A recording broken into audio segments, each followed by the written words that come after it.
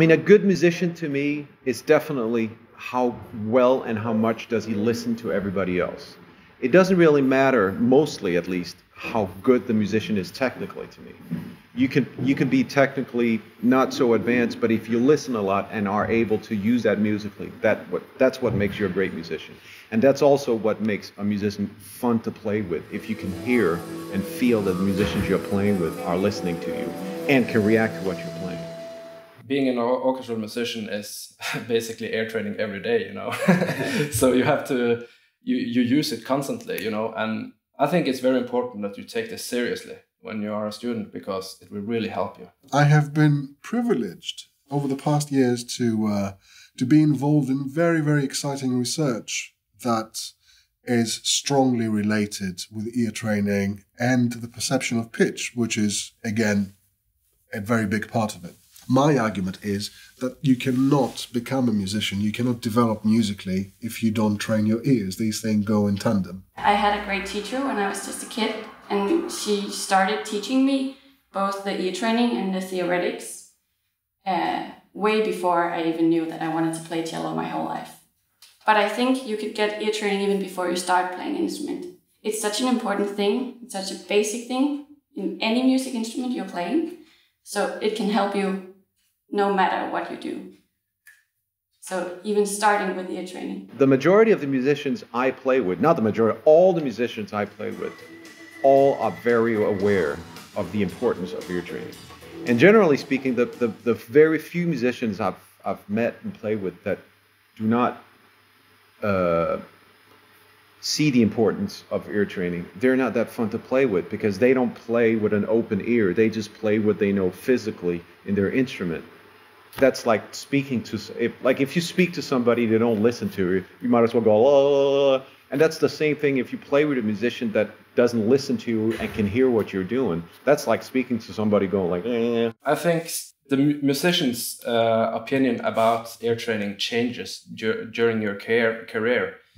When you're a student, maybe it's a bit boring and something you might not need so much. But then when you start working, you'll find it very important, actually, that you can implement it in lots of phases of your work as a professional. I think I've realized how important ear training is after I took my exam. And that just means you can keep on working on it. I quickly found out that ear training was important. And when I found out, I made a conscious effort to practice my ear training capabilities.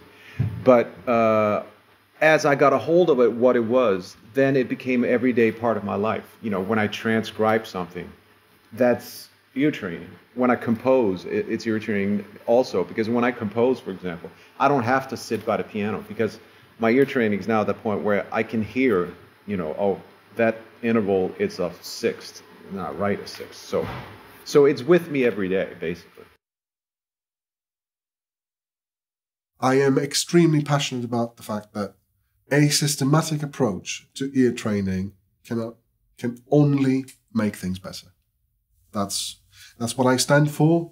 I will be very happy to stand corrected at some point. At the moment, I have never come across any piece of research that suggests anything else. I welcome the new technology, and there's nothing in the world that is static. And in terms of how you learn to you know, get better at ear training, how you do it doesn't matter. It's the goal that is the means.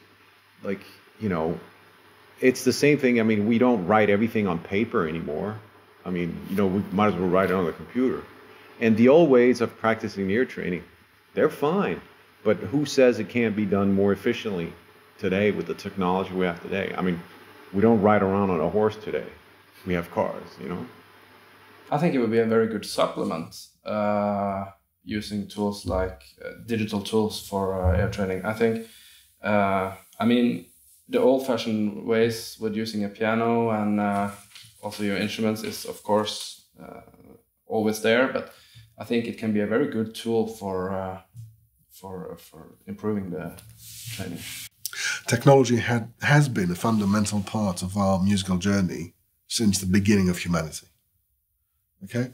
And I have tried, not necessarily in a very effective way, to demonstrate this statistically, but I'm a very passionate believer that you cannot separate music and humanity and the technological humanity. Unless everything that we do about music involves us being in the nude in the middle of a forest, you have technology there. It's easier just to open your computer and do just a little bit maybe than to find all your books and papers and sit there and read everything and find a piano and start playing. It's a lot easier if you can just open your computer and get going. You can train your ears without using technology. That's not what we're discussing. We know that. People used to have good hearing and people used to become good musicians in days where computers didn't exist. That's not what it's all about. What it's all about is that we have new and efficient ways and effective ways of making it happen in a more efficient way. Less time, more focused, so that we can systematically assess what's happening and monitor what's happening. This is a very important thing. And for me, as I said, it's a no-brainer.